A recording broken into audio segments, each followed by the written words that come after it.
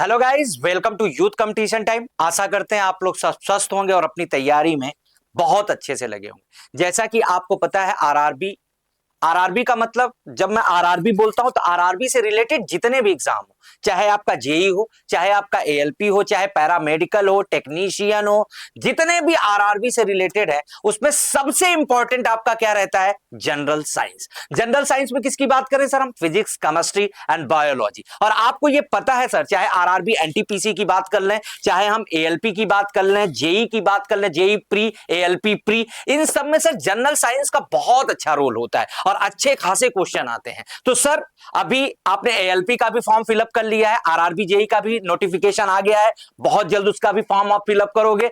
तो जितनी भी आरआरबी से रिलेटेड, और आपको यह पता है पहले से ही कि हर साल अब वैकेंसी आएगी, तो आपको जनरल साइंस आप निग्लेक्ट नहीं कर सकते, हर एक एग्जाम में आ रहा है। और इसी में नहीं, आप एसएससी जेई भी करते हो तो एसएससी जेई की प्री में भी आपका जो 50 नंबर का क्वेश्चन होता है उसमें भी सर 10 या 15 क्वेश्चन जनरल साइंस का आता है। तो उसी की तैयारी के लिए, मतलब एक बार आप जनरल साइंस पूरा पढ़ लो अच्छे से, तो इसका मतलब आपके बहुत सारे एग्जाम कवर हो जाएंगे। आप समझ रहे हो? आप चाहे एसएससी सीजीएल में भी आप बात कर लो तो उसमें भी आपका ये जनरल साइंस का पोर्शन आता है। तो मेरा कहने का मतलब ये है कि एक बार अगर अच्छे से आपने पूरा जनरल साइंस पढ़ लिया तो इसका मतलब आपकी तैयारी बहुत सारे एग्जामों के लिए हो जाएगी। इसके लिए आपको पता है सर, यूथ की जो बुक बनी हुई है ये आप देख सकते हो जनरल साइंस की, और बाइलैंग्वेज लैंग्वेज में है। आप इसमें देख सकते हो कितने क्वेश्चन है? 17,771 क्वेश्चन। मतलब 17,771 क्वेश्चन पढ़ने के बाद कोई ऐसा एग्जाम है ही नहीं जो नहीं निकलेगा आपका।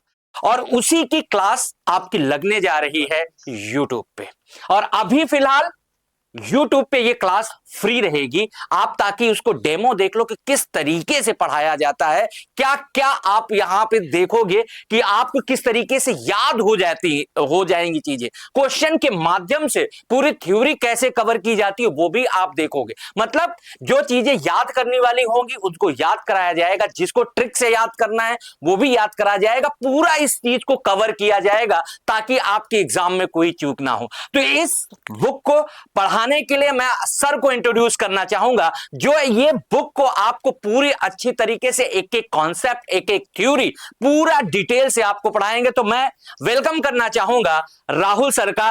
वो आपको बताएंगे इस बैच में क्या मिलने वाला है और आपकी तैयारी कैसे करेंगे। आइए राहुल सर, अब आप सर आपको बताएंगे कि किस तरीके से बैच चलेगा यूट्यूब पे और क्या क्या चीजें वो पढ़ाएंगे। चलिए। Thank you so much sir, thank you. तो आप सभी का मोस्ट वेलकम। मैं राहुल शुक्ला, आपको मैं पढ़ाने वाला हूँ जनरल साइंस।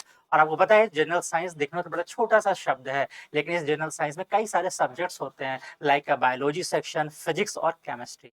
बायोलॉजी भी दिखने में बहुत सीधा सा लगता है, बायोलॉजी, जीव विज्ञान, लेकिन ये दुनिया ऐसी है जहाँ जीवन है। अगर आप देखेंगे जीवन किसमें पाया जाता है तो विभिन्न प्रकार के पेड़ पौधे होते हैं जिसे वनस्पति विज्ञान में पढ़ेंगे, विभिन्न प्रकार के जंतुओं के बारे में जिसे जंतु विज्ञान पढ़ेंगे। मतलब बायोलॉजी में दो प्रमुख ब्रांचेस के से सबसे ज्यादा क्वेश्चन पूछे जाते हैं, वो आता है आपका जूलॉजी से, आपका आता है बॉटनी से, और इसके साथ साथ फिजिक्स और केमिस्ट्री। तो मेरे सभी प्यारे स्टूडेंट बिल्कुल तैयार हो जाइए। अगर आपका सपना है सिलेक्शन लेने का तो मैं आपके साथ आ चुका हूं, और मैं आपके आरआरबी के जितने भी एग्जाम्स होने वाले हैं, चाहे आपका एनटीपीसी हो, चाहे आपका टेक्नीशियन हो, चाहे आपका ग्रुप डी हो, क्योंकि यहाँ पे आपको पता है साइंस का वेटेज बड़ा अच्छा होता है। और आरआरबी की सबसे खास बात क्या है और अदर एग्जाम में डिफरेंस क्या है? अदर एग्जाम में जो क्वेश्चंस आते हैं वो आपके डेली लाइफ से रिलेटेड होते हैं, दैनिक जीवन संबंधित होते हैं, लेकिन जो आरआरबी में जो साइंस आती है उसमें न्यूमेरिकल्स भी आते हैं। तो हम इन न्यूमेरिकल्स के कॉन्सेप्ट को भी समझेंगे कि न्यूमेरिकल्स कैसे हैंडल किए जाए।